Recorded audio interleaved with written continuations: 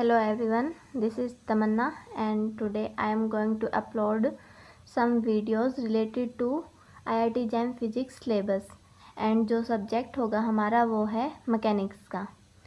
अब उसमें मैं बता देती हूँ कि हम कैसे स्टार्ट करेंगे। हम बिल्कुल बेसिक से ही शुरू करेंगे, बिल्कुल बेसिक टर्म्स से, फिर हम मीडियम टू एडवांस लेवल तक पहुँचेंगे जो कि IIT JAM के सिलेबस से रिलेटेड है। अब इस लेक्चर में हम कौन सा टॉपिक करेंगे वो है velocity and acceleration in different coordinate system. अब इस टॉपिक को स्टार्ट करने से पहले मैं आपके लिए कुछ बेसिक टर्म्स हैं उनको डिस्कस कर देती हूँ। और वो टर्म्स क्या हैं? First is speed.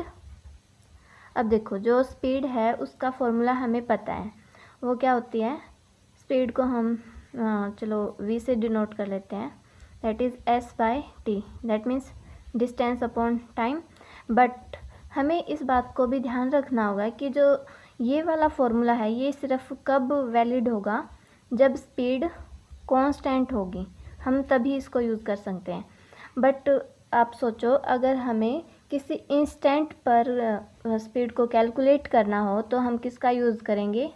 That will be v equal to ds/dt, that is instantaneous speed.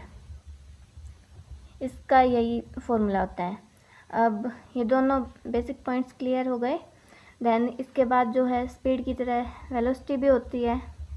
अब वेलोसिटी के लिए भी जो हमारा फॉर्मूला होगा वो क्या होगा? v equal to ds/dt। Sorry, यहाँ पर भी मैंने v ले लिया और यहाँ भी। अगर आप चाहो तो स्पीड को ऐसे डिनोट कर सकते हो, and v will be for velocity. So this is also for instantaneous velocity. And अगर जो वेलोसिटी है वो कांस्टेंट होगी तो हम किसका यूज़ करेंगे? v equal to s/t। Again s is distance travelled and t is the total time. अब देखो, जो वेलोसिटी है वो कब कांस्टेंट होगी और कब चेंज होगी। जैसे सर्कुलर मोशन का हम एग्जांपल लेते हैं, इसमें हमारी जो स्पीड है वो कॉन्टीन्यूसली हर पॉइंट पर चेंज होती है, एंड जो डायरेक्शन है वो भी कॉन्टीन्यूसली चेंज होती है। तो इसका मतलब क्या है कि कांस्टेंट का मतलब क्या होगा कि टाइम भी चेंज ना हो और डायरेक्शन भी चेंज ना हो। बट जो सर्कुलर मोशन होगा उसमें तो दोनों ही चीज़ें जो हैं चेंज होती हैं, दोनों ही क्वांटिटीज़ चेंज होती हैं। So it will be the example of velocity. So इसके बाद क्या होगा? एवरेज वेलोसिटी का हम फॉर्मूला देख लेते हैं। उसके लिए total displacement upon total time. मैं इन चीज़ों को ज़्यादा डिटेल में एक्सप्लेन नहीं करूँगी क्योंकि मैं मानकर चल रही हूँ कि आपका +1-2 का बेसिक जो है वो क्लियर होगा। सो एवरेज वेलोसिटी के लिए ये हो गया, एंड हम इसको कैसे लिख सकते हैं? r2 minus r1, this is the position vector. This is r2 के लिए पोजीशन वेक्टर होगा and this is for r1 के लिए पोजीशन वेक्टर होगा, and upon total time. Total time को हम कैसे लिख सकते हैं? t2 minus t1। अब ये तो हो गया हमारे पास, मतलब 3D केस में, क्योंकि पोजीशन वेक्टर r है। अब सपोज़ करो अगर हमें 1D केस के लिए डिस्कस करना हो तो हम कैसे करेंगे? सपोज़ करो हमें क्या फाइंड करना है? vx, दैट इज़ वेलोसिटी जो है वो x डायरेक्शन में होगी, तो हम इसको लिख सकते हैं dx/dt। सिमिलरली vy के लिए हम लिख सकते हैं dy/dt, and vz will be dz/dt। This is for 1D motion. अब then angular velocity. Angular velocity को हम ओमेगा से डिनोट करते हैं, and it is equal to d(θ/dt). Again this is for instantaneous velocity, sorry this is angular velocity. Okay. अब अगर constant angular velocity का case होगा तो हम क्या लिखेंगे? Omega equal to θ/t। अब यहाँ पे जो थीटा है वो है angular displacement, and t is the time taken. So proceed to the next quantity, that is acceleration, AW। So इसको हम कैसे निकालते हैं, A vector will be equal to D V by D T, that is rate of change of velocity, और हम इसको वैसे भी लिख सकते हैं D two R by D T square, यानी कि double derivative of position vector. ये हम दो फॉर्मूलेज की टर्म्स में लिख सकते हैं। अब दिस इज़ फॉर इंस्टेंटेनियस, और सपोज करो अगर हमें कांस्टेंट का केस डिस्कस करना हो तो हम इसको कैसे लिखेंगे, A vector will be equal to change in velocity upon change in time. ये जो डेल है this is the representation for constant and this is for instantaneous. So similarly हम क्या करेंगे, एवरेज एक्सेलरेशन की बात करेंगे। इसके लिए क्या फॉर्मूला होगा, v final, that means final velocity minus of initial velocity upon जो टाइम इंटरवल होगा हमारे पास वो। ये कुछ बेसिक टर्म्स थी जो कि डिस्कस करना ज़रूरी था किसी भी टॉपिक को स्टार्ट करने से पहले, स्पेशली इन मैकेनिक्स। सो हम इनको तो डिस्कस कर लिया। अब हमें अपने मेन टॉपिक पे प्रोसीड करना होगा, that is velocity and acceleration in different coordinate system. हमारे पास जो हैं डिफरेंट टाइप्स के कोऑर्डिनेट सिस्टम होते हैं। सबसे पहले तो हम कार्टेशियन की ही बात करते हैं। कार्टेशियन कोऑर्डिनेट सिस्टम में हम कैसे नोटेशन रखते हैं इसकी, that is X Y and this is Z. यहाँ पर जो एक्स वाई जेड हैं ये कांस्टेंट होते हैं जो कि किसी भी पॉइंट के लिए, मतलब किसी भी पॉइंट को डिफ़ाइन करने के लिए हम इनका यूज़ करते हैं। जैसे पॉइंट पी है यहाँ पर, अगर मुझे इसकी वेलोसिटी को फाइंड करना है तो हम क्या करेंगे, एक रेफरेंस तो चाहिए होगा ना, और जो रेफरेंस होगा हमारा वो कार्टेशियन कोऑर्डिनेट को मान लेंगे। वो हम अपने कंडीशन के अकॉर्डिंग देखेंगे कि कौन सा कोऑर्डिनेट सिस्टम हमारे लिए इजी रहेगा कैलकुलेशंस के लिए। सो पॉइंट पी को जब हम ओरिजिन से ज्वाइन करेंगे तो हमें क्या मिलेगा, एक position vector that will be denoted by R vector. अब जो पोजीशन वेक्टर की डायरेक्शन होगी वो always away from the origin. You can denote this point away from origin। क्या होगा, direction of position vector. Okay, अब देखो जो आर वेक्टर होगा हमारे पास उसको हम कैसे कैलकुलेट करेंगे, this is X I cap plus Y J cap plus में जेड के कैप। यहाँ पर जो आई कैप जे कैप और के कैप है these are unit vectors and X Y and Z are constants. अब जो एक्स वाई जेड हैं वो तो हमारे पास कॉन्स्टेंट होंगे, लेकिन जो यूनिट वेक्टर्स हैं वो चेंज हो जाएंगे। अब देखो हम कार्टेशियन कोऑर्डिनेट की बात कर रहे हैं तो इसमें हम वेलोसिटी को कैसे फाइंड करेंगे, we will be equal to D R by D T, क्योंकि हमें पता है जो वेलोसिटी है वो rate of change of displacement होता है। सो जो ये वाली टर्म है हम इसको कैसे लिख सकते हैं फिर, D X by D T and unit vector will be I cap plus Y D Y by D T and J cap plus D Z by D T, it will be K cap. So ये जो notations हैं हम इनको और short में लिख सकते हैं। वो कैसे, that is X dot I cap plus Y dot J cap plus Z dot K cap. यहाँ पर ये जो एक्स डॉट वाई डॉट और जेड डॉट है ये सिर्फ इन टर्म्स को शॉर्ट करने के लिए यूज़ किए गए हैं, और बाकी की जो हम प्रॉब्लम्स आगे सॉल्व करेंगे वो इन्हीं नोटेशंस के साथ यूज़ करेंगे। सिमिलरली हम जो है एक्सेलरेशन को भी कैलकुलेट कर सकते हैं। इट विल बी, एक्सेलरेशन को मैं शॉर्ट में लिख रही हूँ, that is A vector will be equal to D V by D T, क्योंकि हमें बेसिक डेफिनेशन पता है कि rate of change of velocity होता है, और या फिर double derivative of position vector upon dt square. Okay, then अब हम इसको कैसे लिख सकते हैं, इस जैसे हमने इस फॉर्म में लिखा था वेलोसिटी को, it will B d2x by dt square I cap plus d2y by dt square J cap plus d2z by dt square के कैप। सो अब हम इसको कैसे लिख सकते हैं, x डबल डॉट, क्योंकि हमने यहाँ पर सिंगल डेरिवेटिव था तो सिंगल डॉट थी, यहाँ पर डबल डेरिवेटिव है तो हम डबल डॉट का यूज़ करेंगे। मतलब कि क्या है, जो ऑर्डर ऑफ डेरिवेटिव होगा उसी के अकॉर्डिंग हम ये डॉट्स को यूज़ करेंगे, मतलब जितना ऑर्डर होगा उतने ही डॉट्स को यूज़ करेंगे। सो x double dot I cap plus y double dot J cap plus z double dot K cap. अब ये तो हो गया हमारे पास एक्सेलरेशन 3D के केस में। अब अगर हमें 1D का केस पता करना हो तो वो कैसे होगा, 1D के केस में हो जाएगा that is ax will be equal to dvx by dt।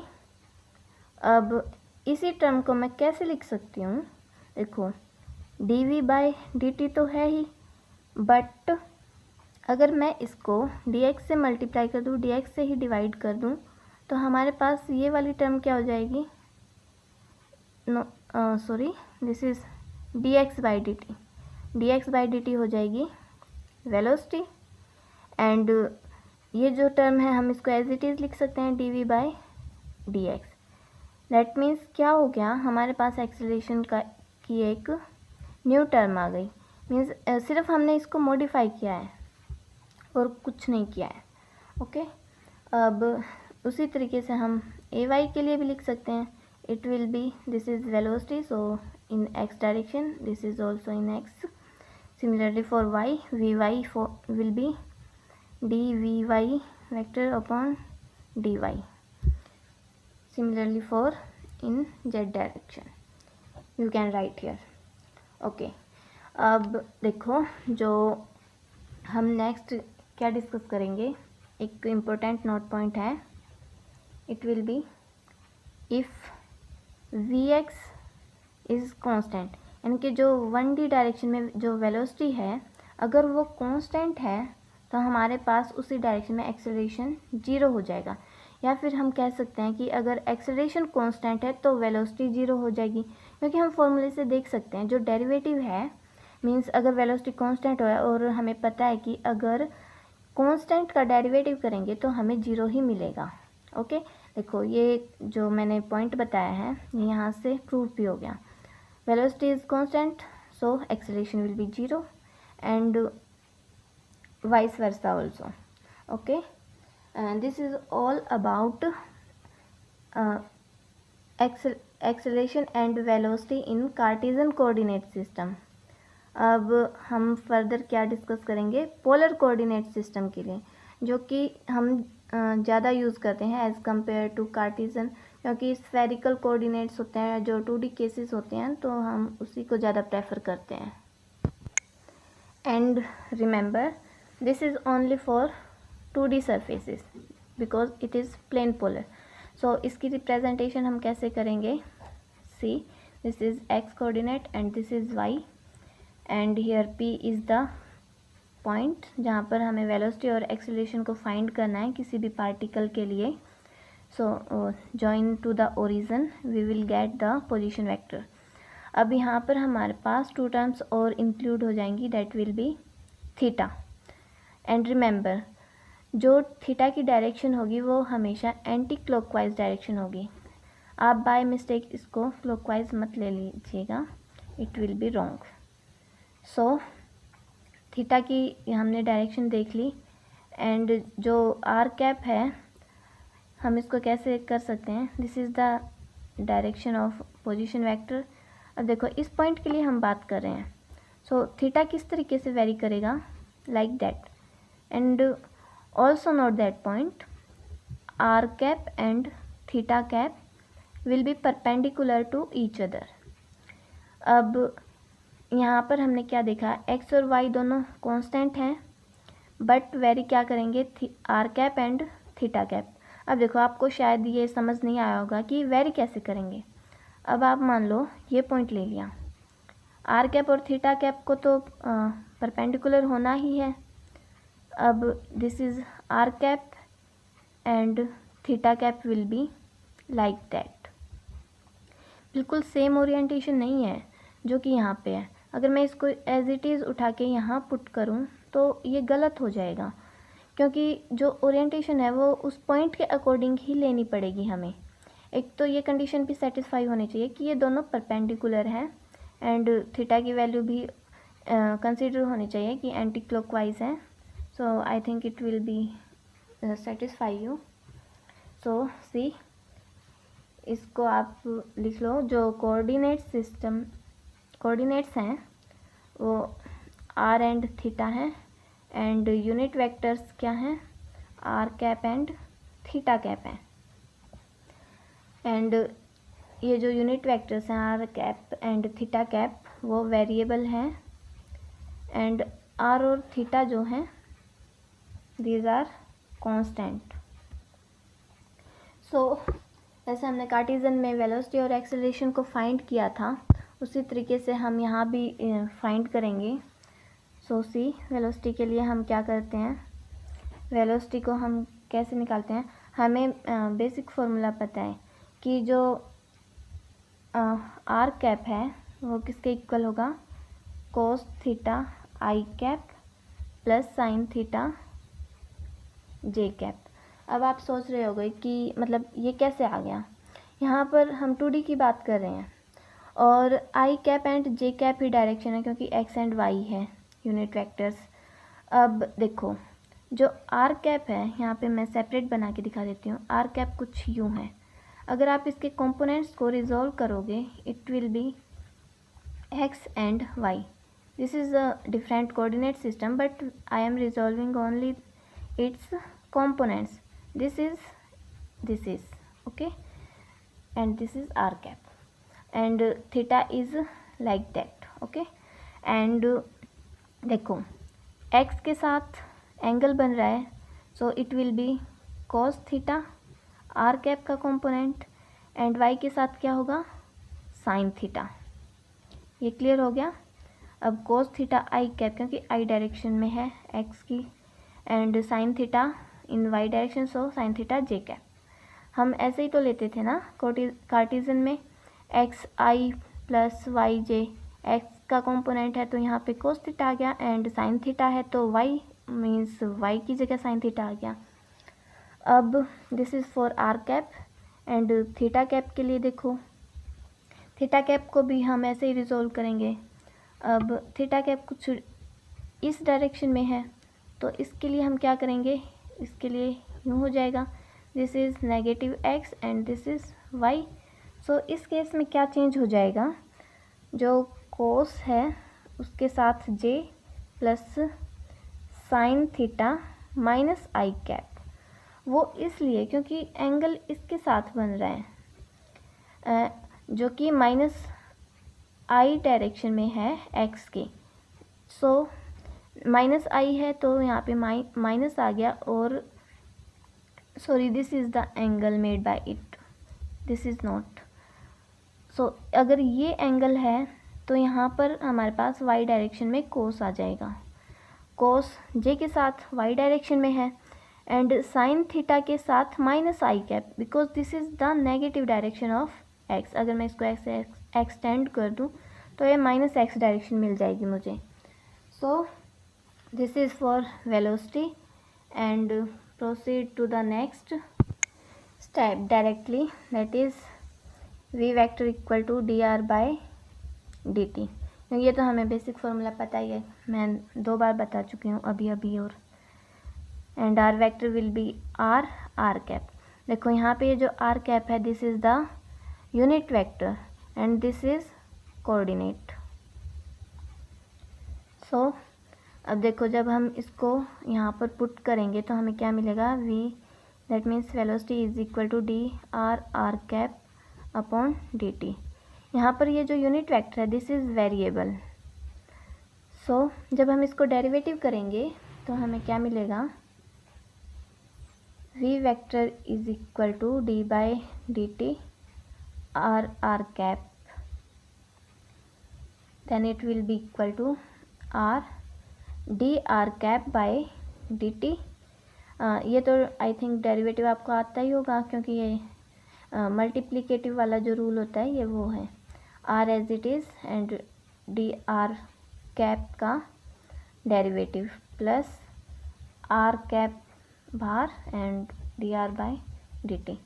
अब देखो जो इसकी वैल्यू है हम निकाल सकते हैं, R cap and theta cap जो है अब हम वैल्यू निकाल चुके हैं। आर कैप को जब डेरिवेटिव करेंगे तो हमारे पास ये वैल्यू आ जाएगी एंड हमें तो बस यहाँ पर यही चाहिए। And D R by D T को हम कैसे लिख सकते हैं, आर डॉट, ये वाली टर्म तो हम मतलब हो गई are dot R cap.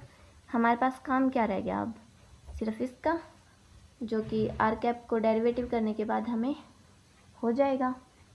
That means D R cap by D T it will B, अब अगर मैं इसे डी थीटा से मल्टीप्लाई कर दूं और डी थीटा से डिवाइड कर दूं तो क्या हो जाएगा, D theta by D T, theta dot, इसको मैं कैसे लिख सकती हूँ, theta dot D R cap by D theta.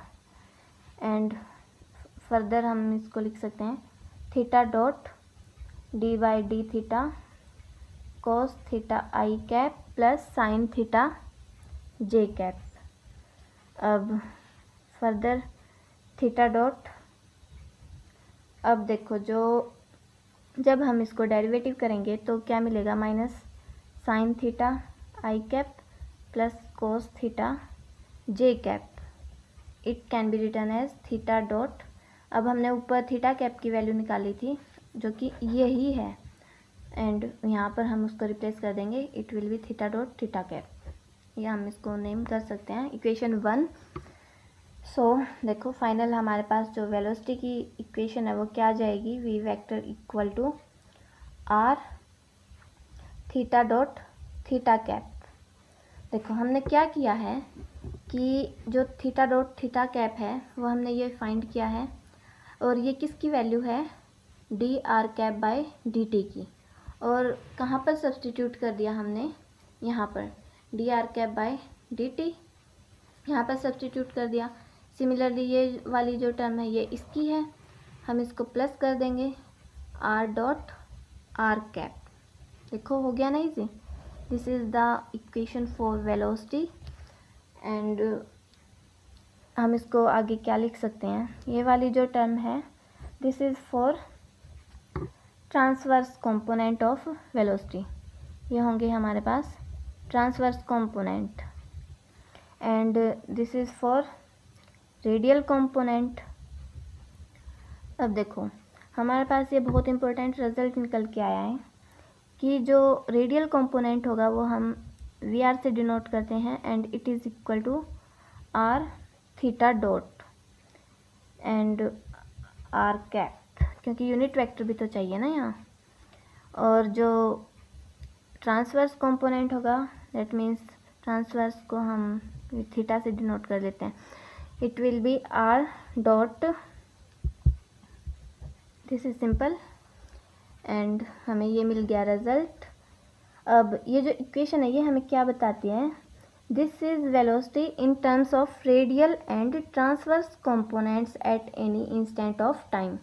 अब यहाँ पे देखो जब हम सर्कुलर मोशन की बात करते हैं तो रेडियल कंपोनेंट तो इस डायरेक्शन में होगा सेंटर से away from the centre, and transverse component यूँ होगा, दैट मीन्स दोनों परपेंडिकुलर होंगे। बट इस केस में तो ये दोनों परपेंडिकुलर हो गए, लेकिन हम इसको हमेशा नहीं बोल सकते, क्योंकि देखो जब एलिप्स की बात करेंगे तो रेडियल तो यूँ हो जाएगा, बट जो टेंजेंशियल बोलो या फिर ट्रांसवर्स कंपोनेंट बोलो वो कुछ यूँ होगा जो कि 90 डिग्री नहीं है। सो सर्कुलर के केस में हम 90 डिग्री बोल सकते हैं perpendicular, transverse and radial components को, but in case of ellipse और in different shape we can't say कि ये दोनों परपेंडिकुलर होंगे। सो आई थिंक आपको ये बिल्कुल क्लियर हो गया होगा। सो अब हमें क्या डिस्कस करना है, एक्सेलरेशन इन पोलर कोऑर्डिनेट्स, उसको भी हम देख लेते हैं एक बार। A vector is equal to dv by dt, sorry I have to use another pen. See again, a is equal to dv by dt. So हमें जो है वेलोसिटी की इक्वेशन हमें मिल चुकी है, this is the equation. And जब हम इस वैल्यू को सब्स्टिट्यूट करेंगे तो ये क्या हो जाएगा, R dot R cap plus R theta dot theta cap. सिर्फ मैथमेटिक्स ही है, अब तो हमें इसको डेरिवेटिव करना है। हम इसको फर्दर लिख सकते हैं D by D T are dot R cap plus D by D T are theta dot theta cap. Further आप इसको लिखिए, मैथमेटिकली है सिर्फ, और कोई वो नहीं है। It is R dot D R cap by D T plus R cap R double dot. देखो मैं कैसे कर रही हूँ, R dot as it is D R cap by D T, इसका डेरिवेटिव, फिर R cap as it is R का derivative, एक डॉट पहले से ही और फिर से डेरिवेटिव करेंगे तो डबल डॉट हो जाएगा, then plus R theta dot D theta cap by D T. Similarly इसके लिए है प्लस, यहाँ पर देखो 3 टर्म्स आ गई हमारे पास, आर थीटा डॉट पहले as it is theta cap का डेरिवेटिव, फिर हम सेकंड 2 अदर्स टर्म को कांस्टेंट रखेंगे और थर्ड का डेरिवेटिव करेंगे। सो क्या हो जाएगा, theta dot theta cap as it is and R का डेरिवेटिव करेंगे तो आर डॉट हो जाएगा। Similarly R theta cap and theta पर पहले से एक डॉट है, डेरिवेटिव करेंगे तो डबल डॉट हो जाएगा। ये हमारे पास टर्म आ गई। अब देखो हम फर्दर क्या करेंगे, इक्वेशन 1 को यूज़ करेंगे। वो कैसे होगी, आर डॉट थीटा कैप। आप है ना, मतलब इसको सिर्फ रिजॉल्व कर लेना, आपके पास यही टर्म आ जाएगी। मैं इसको डायरेक्ट लिख रही हूँ, R double dot R cap minus R theta dot R cap theta dot plus R dot theta cap plus R theta double dot theta cap. अब सिमिलरली क्या हो जाएगा, देखो आर डबल डॉट वाली टर्म यहाँ है हमारे पास, और आर कैप वाली देखो पहले सबसे, R cap and R cap, हम इसको कॉमन ले सकते हैं आर कैप को, और क्या अंदर रह जाएगा, R double dot minus R theta dot square, because यहाँ पे 2 थीटा डॉट है। अब आर कैप यहाँ बाहर आ गया प्लस में। अब देखो थीटा कैप वाली टर्म्स कौन सी हैं, एक तो ये है, ये भी है और ये भी है। थीटा कैप को पहले ही कॉमन ले लेते हैं, आर डॉट थीटा डॉट यहाँ से ये अंदर रह जाएगा, और प्लस में आर डॉट थीटा डॉट 2 बार है तो 2 आर डॉट थीटा डॉट हम लिख सकते हैं, and plus R theta, this is the double dot, okay. And this is the final result of acceleration के लिए, जो कि हम पोलर कोऑर्डिनेट्स में कैलकुलेट करते हैं। अब देखो यहाँ पर ये वाली टर्म है, ये कौन सा पार्ट है, this is the radial part and this is the tangential बोलो या फिर ट्रांसवर्स बोलो, आपकी मर्जी है, दोनों ही सेम है। अब हम फाइनल रिजल्ट तो कैलकुलेट कर चुके, बट देखो यहाँ पर ये वाली टर्म है, ये हम ए थीटा से डिनोट करते हैं, जैसे हमने वहाँ पर वी थीटा से डिनोट किया था ना टेंजेंशियल पार्ट को, एंड यहाँ पर हम इसको ए आर से डिनोट करेंगे क्योंकि ये रेडियल पार्ट है। अब ए थीटा के लिए एक डिफरेंट टर्म और होती है, 2 R dot theta dot plus R theta double dot को हम कैसे लिख सकते हैं, 1/r d/dt r square theta dot. अब देखो जब आप इस टर्म को कैलकुलेट करोगे ना तो आपके पास यही रिज़ल्ट आएगा। मैंने इस टर्म को इसलिए बताया क्योंकि हम कई बार इस टर्म का यूज़ ना करके इस टर्म को यूज़ करना ज़्यादा इजी रहता है, बहुत सारी मतलब जो भी कैलकुलेशन करते हैं डिफरेंट क्वेश्चंस में उनके लिए। सो this is the final result. अब वैसे तो आज का लेक्चर यहीं पे कंप्लीट हो चुका, बट एक इम्पोर्टेंट पॉइंट और बता देती हूँ। आर एंड थीटा जो हैं अगर फंक्शन ऑफ टाइम के हैं, means if R and theta R function of time means only time, तो हम V R and V theta को ही यूज़ करेंगे, अदरवाइज हम कंपोनेंट फॉर्म को यूज़ करेंगे। So this is the also important term. So this lecture ends here, and thank you so much. At last, goodbye.